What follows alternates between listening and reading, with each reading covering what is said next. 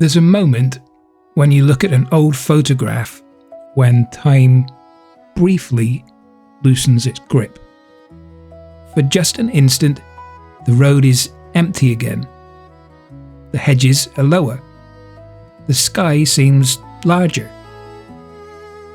This is Sticker, a small Cornish village standing on an old road between St Austell and Truro, shaped not by grand events, but by work, wartime, and the steady passing of people through the same roads. What follows isn't a single story, but many, lived side by side, often quietly, and remembered here through place.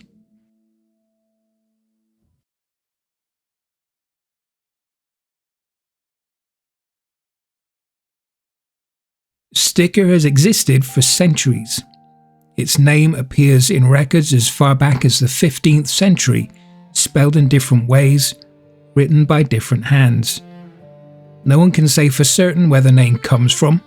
Perhaps it refers to tree stumps left after woodland was cleared. Perhaps it was once somebody's name. What matters is that by the time these records were written, people were already living here, working the land, travelling the roads, building homes that would be altered and rebuilt many times over. Sticker was never large. It didn't need to be.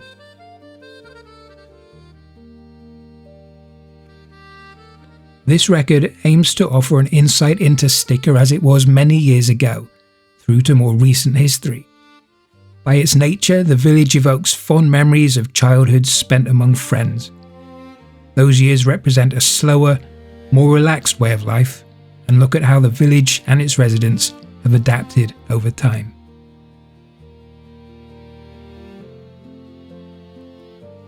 Historical records show that Sticker has deep roots, with a recognised settlement in the area as early as the 15th century. Documents from 1458 record the manor of Trelawith acquiring land and woods here from Ralph Skinner, and by the following year, property in Sticker inherited by the Trevarthians was noted as part of the Carminno estate. Even then, the village was already woven into a wider network of land ownership and inheritance that shaped how the area was worked, lived in, and passed down through generations. The name Sticker itself remains open to interpretation, and local debate has long reflected the village's layered past. Definitions range from an association with Cornish wrestling to origins in ancient woodlands. Some trace it to the clearing of ancient woodland, suggesting that the word may derive from the stockier tree stumps left behind when the woods of Trelawith Manor were felled. Others point to a landowning figure, Henry de Steckia, or to the foreign word stecker, describing someone of wealth and standing. Over time, the name evolved through many spellings, before finally settling into the Sticker that we know today.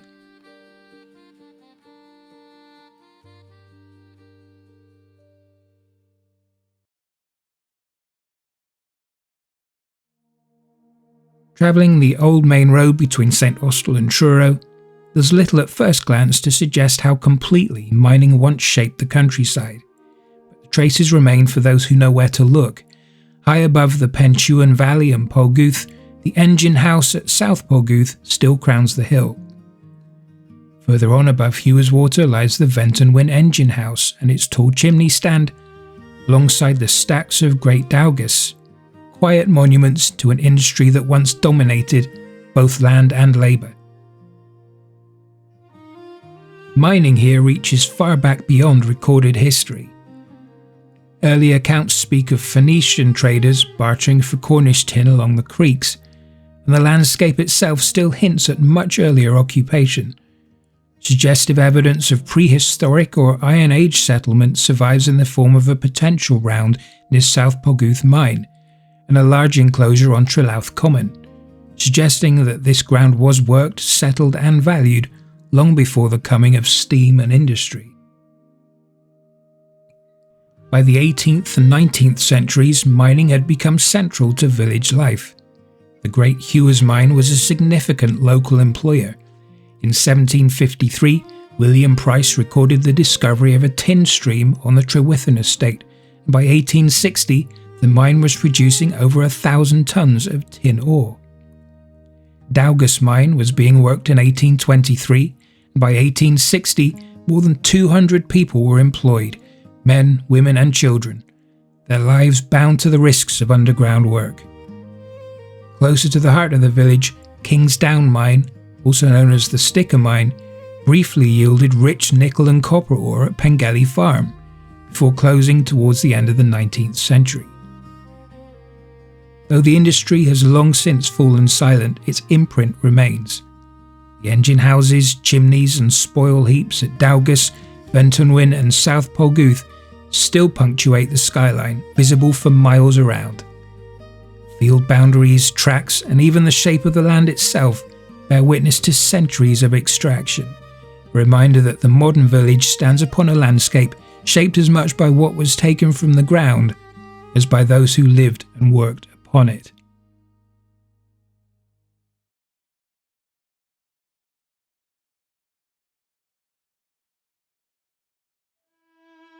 For centuries, the agricultural life of Sticker was shaped by a network of small farms, each working its own patch of land, yet bound together by shared labour, knowledge and necessity.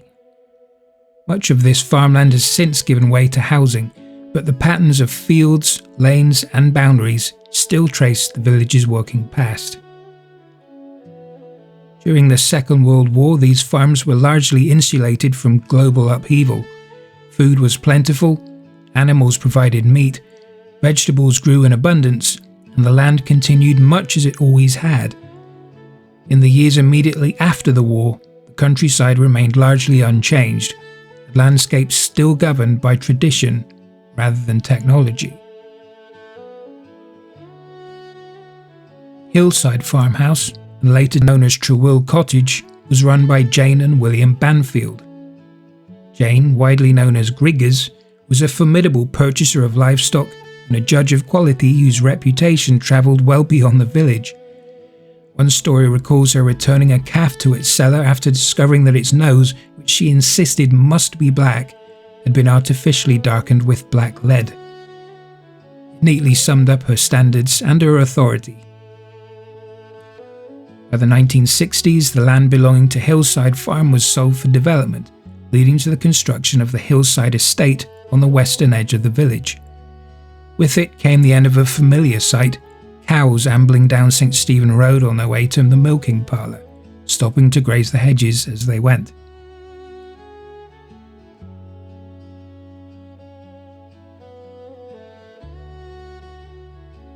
Once a part of the Mount Edgecombe estate, Penstrasso Barton passed through several hands after being sold in 1919.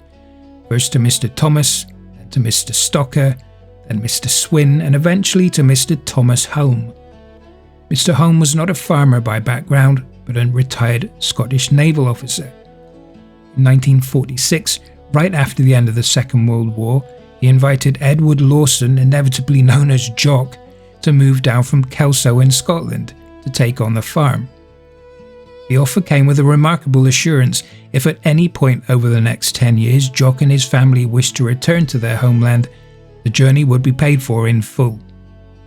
They never took it up. Instead, Jock brought with him Scottish farming methods, including distinctive cone-shaped corn ricks that became a local talking point. He was readily accepted into the local farming community, where it was widely acknowledged that what he achieved mattered far more than how he went about it. In 1960, Penstrasso became part of the Penrice estate and returned to being let on a tenancy basis. John Berridge rented the farm to Ernest Froelich, a German former prisoner of war, captured on the Russian front. Mr. Froelich considered that the best thing that happened to him during the war was being shot in the arm, captured and sent to an English prisoner of war camp. He loved life in England and never returned to his native country. Penstrasso later passed again, this time into the ownership of Mr. Roger May. Little Pengelly was home to the Heman family for many generations. Records from the late 19th century show the farm supplementing its income by hauling coal and clay using horse-drawn carts, Around 1920, Edwin Heman took over the holding and was often seen working the land alongside his collie Bobby, who was known to carry lost or forgotten tools back to his master. In time, Edwin and his wife Marjorie retired to a bungalow they built in the corner of one of their own fields on Looney Lane. Edwin was proud to say that he had been born at Little Pengelly, had worked there all his life, and had retired to a corner of the same farm in Looney Lane with Mrs. Heman. A complete working life contained within its boundaries. Perched above the Pentuan Valley, the small holding at Carnmogus, just 5 acres in size, reflected the wider Cornish farming world in the 1950s, modest in scale but rich in shared knowledge, cooperation and tradition. Life there was largely self-sufficient, but with no electricity, no running water, no flushing toilet. Cooking was done on a Cornish range. Light came from oil lamps and candles, and water was gathered by hand from rain tanks, and it was carefully boiled. Travel was on foot, supplies were carried up the hill, and entertainment came from the wireless, books, and the close ties of those nearby. As the post-war years unfolded, change arrived not as a sudden break, but gradually and decisively. Electricity came first, bringing light, electric cooking, pumped water from deep below the ground, and a quiet revolution in daily life. Farming practices shifted too. Milking machines eased labour, heat lamps kept newly arrived chicks alive, and tractors replaced older methods. A car connected the farm more easily to the outside world, and these advances transformed work and comfort, yet the foundations remain the same. Shared labour between neighbouring farms, borrowed machinery, collective effort at harvest, and a strong sense that nobody managed alone. Few animals that were kept at Carnmogus had just the right amount of grazing, and yet there was still enough space to make hay or till vegetables. Carnmogus was just one farm, but its story mirrors that of countless others, standing at the point where centuries-old ways gave way to modern life without ever losing the human bonds that had sustained them. During the 60s and 70s, farming methods changed and families moved away or retired. The farms in Tregenna merged and crops became dominant. Tractors and other machinery became bigger. Contractors began to be used, and the old way of life forever moved away from the traditions and methods familiar to the Victorians into that which embraced the 21st century's demands and technologies.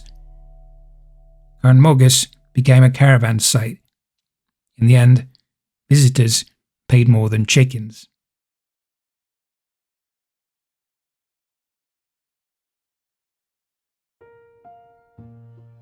Almost 7 centuries ago, in 1332, records show Robert de Prideaux leasing all lands in Hewas, now known as Hewas Water, to Otto de Bedrugen. Long before modern roads and boundaries, the land around Hewas Water was shaped not just as a place to live, but as a working landscape, one whose fortunes would be tied again and again to the way its land and its water were managed.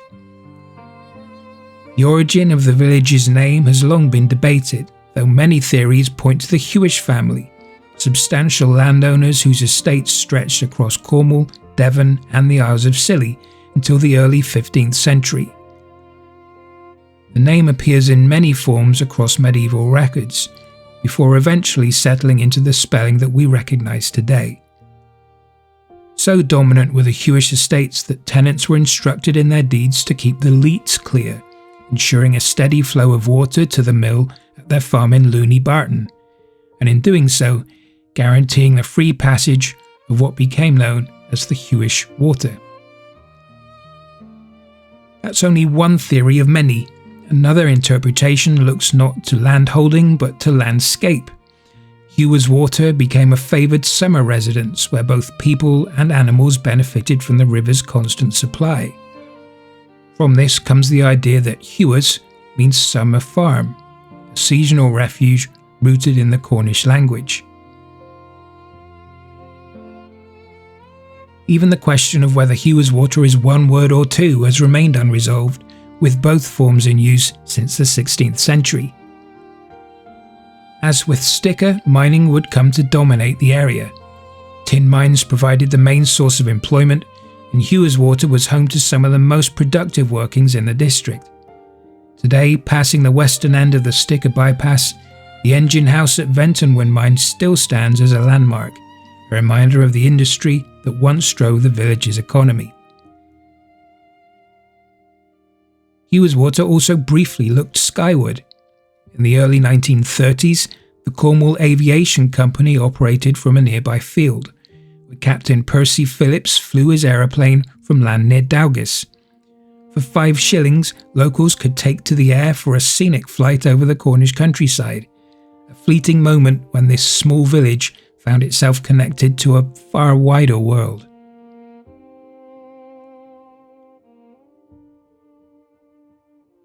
Much of Hewas Water's history was lost during the first abortive plans for a Sticker bypass. The old village shop, once run by Peter Kendall and later Jemima Kendall, disappeared, as did William Henry Dowrick's blacksmith's forge, where he traded for over 50 years. Both were gone by the late 1960s, and the cottages that replaced them were themselves lost in later years. Yet for a time, Hewas Water supported a rich variety of trades. Opposite the smithy once stood John Lean's carpenter's shop, where coffins were made, pit props cut for the mines, and the village well was constructed, a vital resource that remained in use until Mains Water arrived in the early 1940s. Mr. Lean also helped Charlie Wilson build the Hewas Water Bakery in 1926, a business that served the village for almost 3 decades. Pengelly Farm changed hands for £3,000 in 1932. Part of its land is now the site of the Merlin Centre. There were butchers too, one run by Mr. Dan Smith, another by the Johns family, along with John Morecambe's egg collecting business. Hewas Water too had a pub, the Plough Inn, now a private home, and its own centre of social life, Victory Hall. Parties, concerts, darts, fundraisers, social evenings and dances brought the community together, often guided by familiar figures such as Ernest Blewett, Michael Wilson and John Gay, who all regularly acted as masters of ceremonies. Over time, however, membership of the hall declined, along with the number of people with the time and energy to keep it running. In 1976, Victory Hall was sold to Ivor Toms and converted into a commercial car sales and repair garage, another quiet marker of change. Hewas Water's story is one of adaptation and loss, shaped by land, water, industry and infrastructure.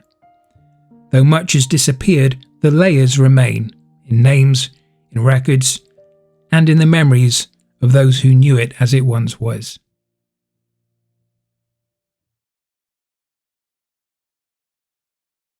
Back up the road to Sticker, the first record of a school in Sticker appears on an 1839 tithe map, marking a modest building on the site now occupied by the Hewas Inn car park. At the time, the school sat amid barns and pigsties, woven into the everyday working life of the village rather than set apart from it. Later in the 19th century, the decision was taken to build a new school at Lower Sticker, within the parish of St. Hugh. This followed the establishment of the local school board, which operated between 1876 and 1903 as part of a wider push to formalise education.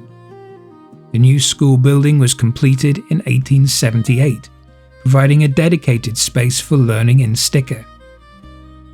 Even small improvements marked important steps forward at the school. Within 10 years, the school board approved the installation of a water pump to replace the bucket and rope previously used at the well. The tender from Mr. Francis, costing £7.10, was accepted and the pump installed, a practical upgrade that reflected the slow but steady modernisation of village life. Over the decades, the faces of the pupils changed, but the school's role remained constant. Head teachers such as Thomas Drake presided over generations of local children, their classrooms shaping daily routines, friendships and ambitions. In 1961, Lower Sticker School closed its doors, bringing an end to more than a century of schooling on the site. The building itself entered a new phase of life, first used to store and repair kayaks for the International Youth Camp at Trenaran, and later purchased by the St Austell Rural District Council for £1,000. Converted into living accommodation, it remains part of the village landscape, a reminder of the generations who once passed through its doors.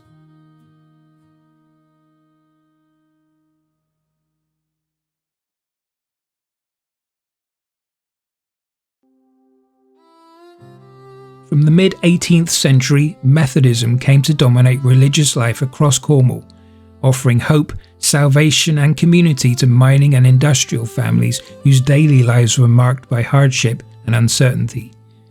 Sticker was no exception. In August 1785, John Wesley noted in his journal that he preached in St Austell and in Sticker, a new place near it. The exact location remains a matter of local debate, possibly near Five Turnings, or perhaps on the site of what would later become Sticker Chapel. But John Wesley's words marked the beginning of an enduring religious presence in the village. By 1840, a chapel was recorded at the top of Penstrasso Lane, replaced by the Bible Christian Chapel at Paramore in 1860, and Sticker Chapel came in 1876, established as a Wesleyan Methodist chapel. Chapel life quickly became a central part of village identity, extending well beyond Sunday services.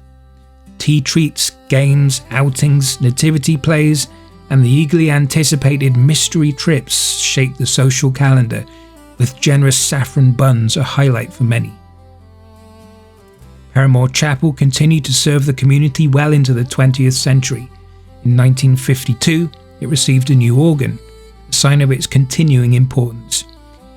Its final service was held in March 1993, conducted by John Keast, bringing to a close more than a century of worship on the site. Alongside and outlasting the chapels, St Mark's Church, a small 19th century mission church overlooking the village from the top of Church Lane. Opened in 1887, St Mark's offered an Anglican alternative at a time when the local mines were still active. Built to seat 100 people, it reflected a period when Sticker's mining families could choose between church and chapel, each shaping the spiritual and social life of the village in its own way. Together, the chapels and St Mark's Church tell a story not of rivalry but of coexistence, of faith expressed through different traditions, all rooted in the same community and responding to the same needs.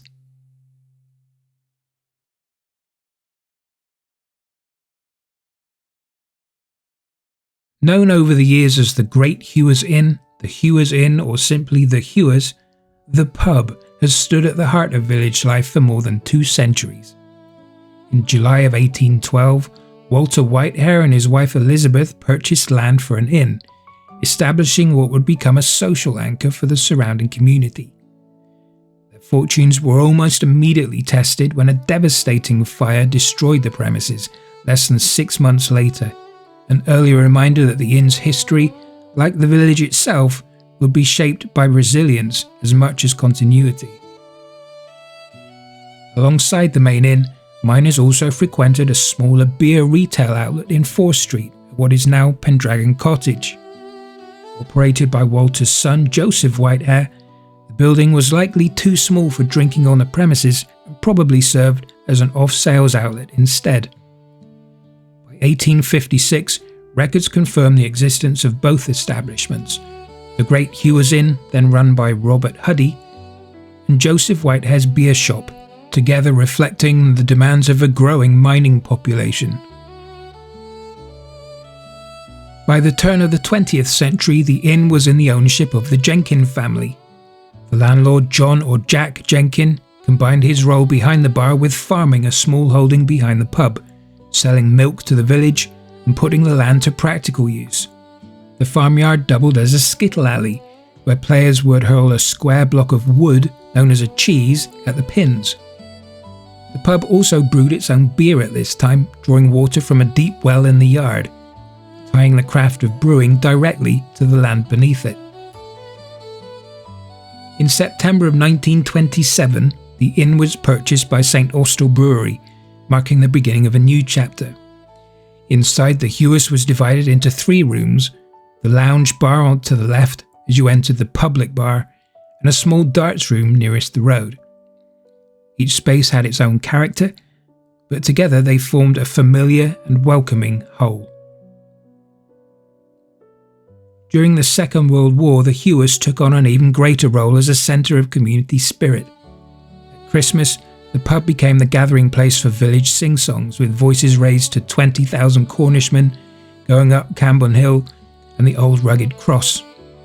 On Christmas Eve, children were granted the special privilege of listening from the safety of the pub's forecourt, close enough to feel part of the moment, but still on the threshold between childhood and the adult world inside. As times changed, so did the pub. Recognising that television was becoming a new focus of family life, the brewery later modernised the Hewas Inn with a commercial kitchen and a restaurant. Its historical significance was formally recognised with a Grade 2 listing by the English Heritage Board, and in 2006 the pub was awarded the Cornish Tourism Gold Award. Not bad for a small village like Sticker.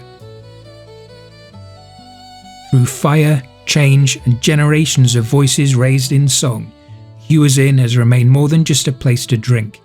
It's been a meeting place, a stage for celebration, and a constant presence, reflecting the life of the village that it serves.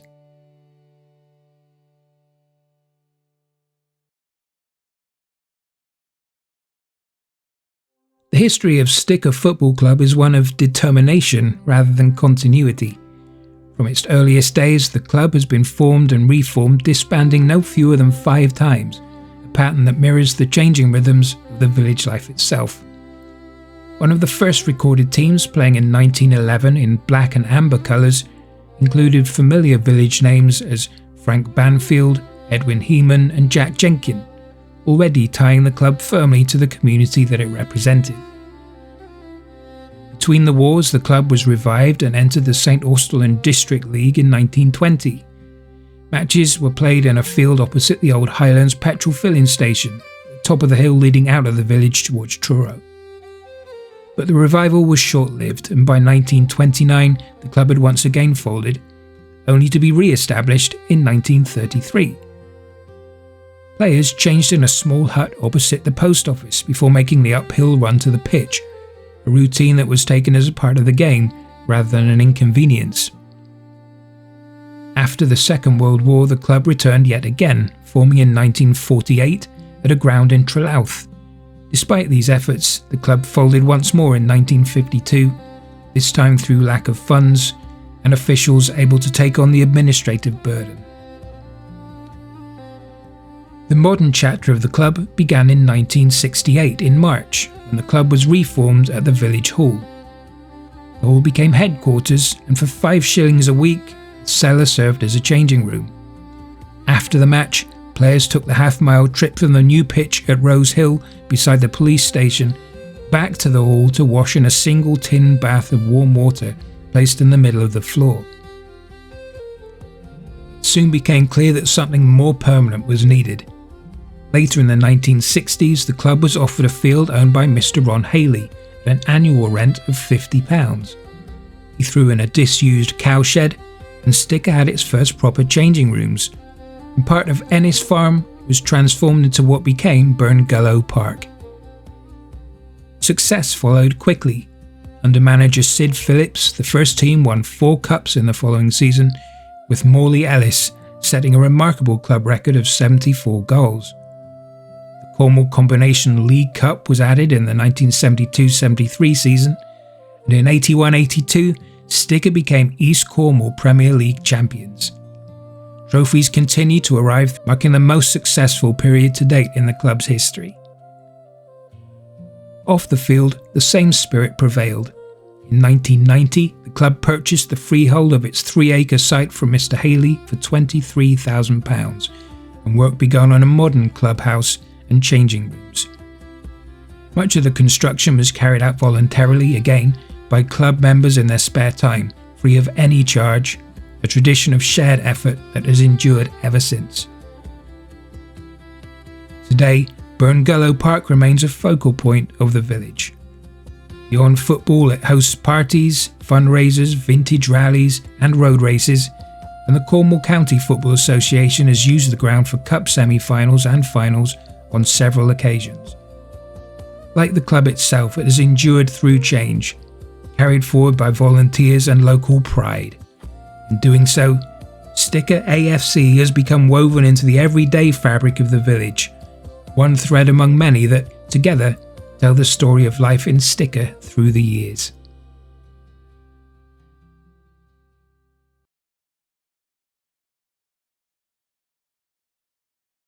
For much of its history, the commercial heart of Sticker beat along Fore Street. In the early 20th century, the village was largely self-sufficient, supporting a surprising range of trades and services that met the daily needs of its residents without the need to travel far afield. Few embodied this spirit more fully than Ronald Barbary. A man of many skills, he worked variously as a carpenter, a wheelwright, a builder, a signwriter and an undertaker, before opening a fish and chip shop at the entrance to Retanning Lane. When the landowner of the shop later reclaimed the site, Mr. Barbary simply jacked up the entire structure, mounted it on wheels, and rolled the chip shop across the road to a new home in a cottage orchard. When he eventually closed the business, the orchard was cleared and later the cottage for what would become the village car park. Another example of how trade and space evolved together. From the same family, William Barbary worked as a painter and decorator, establishing a workshop on Fore Street opposite the end of Retanning Lane. Nearby, Mr. Edward Blight built a motor garage, responding to the growing popularity of the motor car. 4 petrol pumps were installed at the front on Fore Street, later moved after causing traffic congestion in Sticker. From the same premises, Mr. Blight also ran a gramophone and record shop. He was a strong believer in advertising, promoting his business on everything from record sleeves to calendars. He later built the Highland filling station on the western edge of the village, and eventually took on a guest house on the north coast of Cornwall. The garage passed to Fred Borden, who had served his apprenticeship there, and was later sold again in 1968. The business continues today as the Cube Garage, carrying forward a lineage of local enterprise. Elsewhere in the village, trade clustered naturally around everyday needs. At the bottom of Chapel Hill stood a blacksmith's forge, later adapted for vehicle repairs, and later still demolished where the Forge Bungalow now stands. While few families own their own transport, the village's smaller population comfortably supported 2 grocery shops, and shopping locally was the norm rather than the exception. Horticulture and food production also played their part. The Burton family ran a nursery on fields off Chapel Hill, growing vegetables in their thousands, while Sterling's hatchery operated beside Mount Pleasant Farm until the 1950s, sending chicks across the country. One grocery shop was run by Mr. Joseph Douglas and his wife, regarded as particularly upmarket thanks to its refrigerated display counter, which was a novelty at the time. The building still stands today, much enlarged as the village hairdressers. The other grocers was the post office and general stores run by W.H. or Bill Kendall. In an age before email and widespread telephone use, the post office was a hub of activity. Bill's shop sold everything from pot mending kits to bootlaces and reels of cotton, and on Saturday nights it became a social centre where villagers gathered over crisps and lemonade to read the Football Herald and discuss the week's results. After Bill Kendall's passing, Mr. Joseph Douglas from the shop across the road acquired the post office and ran both businesses. Opposite the post office across the other road is the path known as Little Lane, a footpath leading down towards Lower Sticker. At its head once stood a green shed that served multiple purposes. It housed a 3-wheeled motorised wheelchair owned and operated by Mr. William or Bill May, and doubled as a cobbler's workshop where he repaired boots and shoes. During the Second World War, the hut took on yet another role, becoming the distribution point for the Women's Voluntary Services pasty scheme. The scheme was a communal feeding effort and off-ration, meaning that no wartime ration coupons were needed to buy them. Pasties were ordered in bulk from St Austell and delivered to the hut on Saturdays at a cost of 6p each, and distributed around the village by May and Rex Kendall. The same spot was also a favourite gathering place for children, who would use the road for kickabouts. One child would be tasked with watching for cars, carefully noting each number plate in a shared red notebook. A full page meant that the road had been busy that day. Together, these trades and small businesses formed more than an economy. They created meeting places, routines, and shared experiences, the everyday interactions that gave Sticker its character and sustained village life through the years. And it was within these everyday exchanges, at the counter, on the road, or outside the shop on a Saturday night, that village life steadily took shape.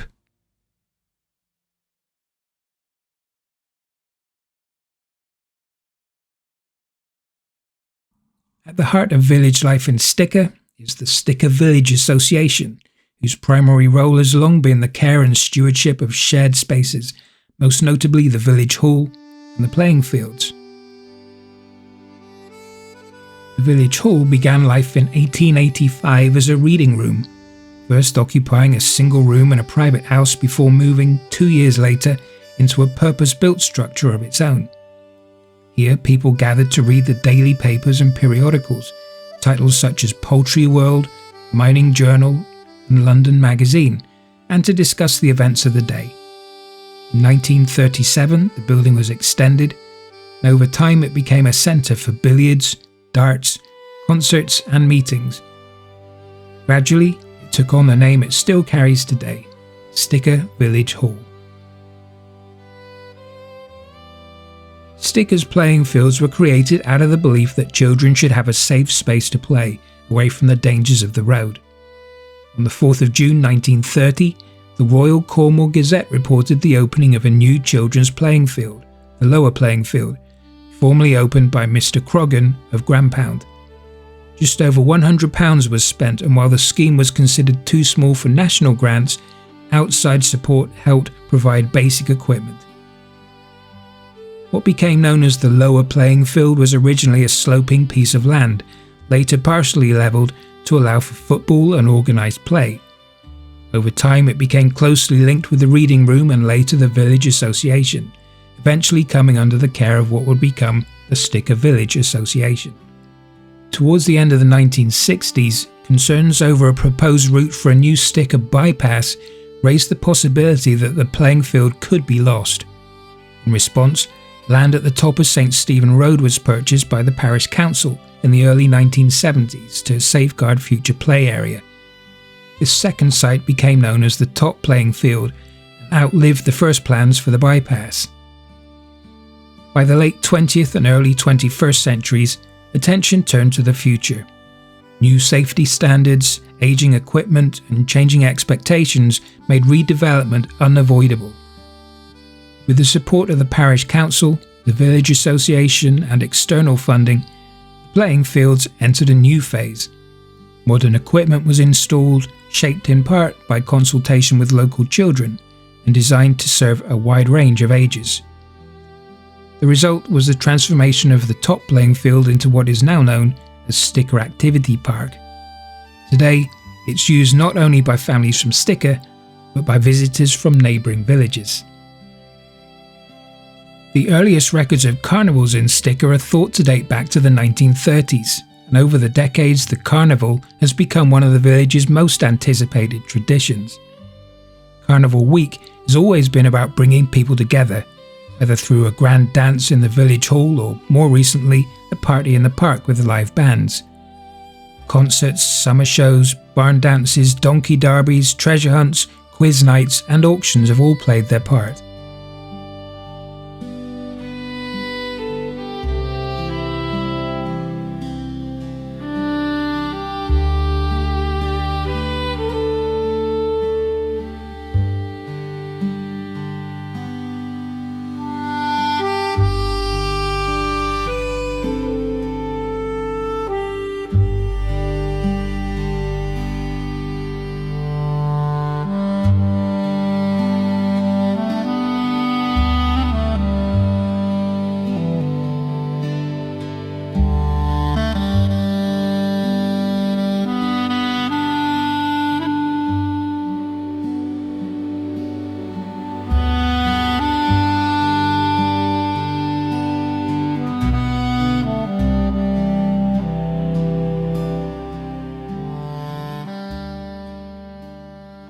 The same spirit gave rise to the Sticker Village Players. Following an invitation published in Sticker News in 1984, the group formed and the following year staged Sticker's first pantomime, Cinderella, to a packed village hall. All 3 performances sold out. The cast was drawn entirely from the village, with only a handful borrowed from Newquay for production, and the success marked the beginning of something lasting. Mother Goose, Sleeping Beauty and Aladdin followed in subsequent pantomime and carnival seasons, accompanied by recognition from the Cala Village Pantomime Awards Festival and the Cornish Drama Association Theatre Festival. Supported by the Debonaires, the Sticker Players became a cornerstone of carnival life. The story of the Sticker Silver Band is one of village pride, wartime resilience, and a deep-seated love for the Cornish brass tradition. From its earliest Victorian roots to its mid-century revival, the band famously entertained the community and beyond. The band's heritage stretches back to at least 1870, where they were first recorded playing for a Wesleyan tea treat. By 1892, they were performing for crowds of over 3,000 at the Porthpian Regatta. Even the onset of the First World War didn't immediately silence the music. Expenses from 1915 show players earning a few shillings for their efforts. Though the band paused in 1917, they reformed just weeks after the armistice, famously playing carols through the village on the following Christmas Day. Post-First World War, at their peak, the band completed 140 engagements in just 5 years, playing tea treats, fetes, galas and regattas across Cornwall. The Second World War slowed them down, and instruments locked away at Trelawth Chapel for safekeeping fell into disrepair.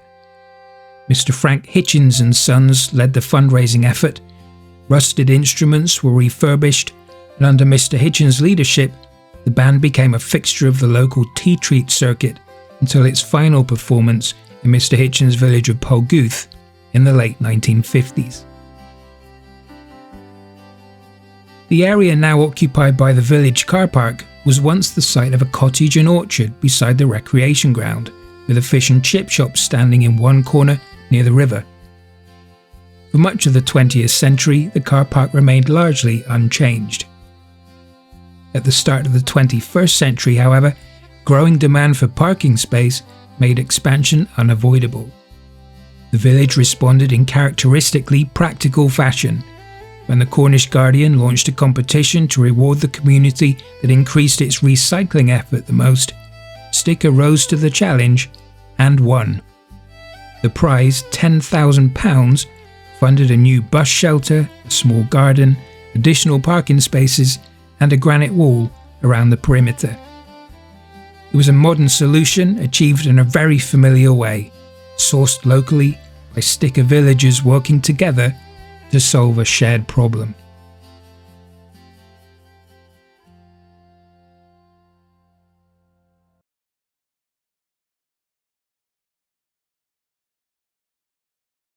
Sticker has changed.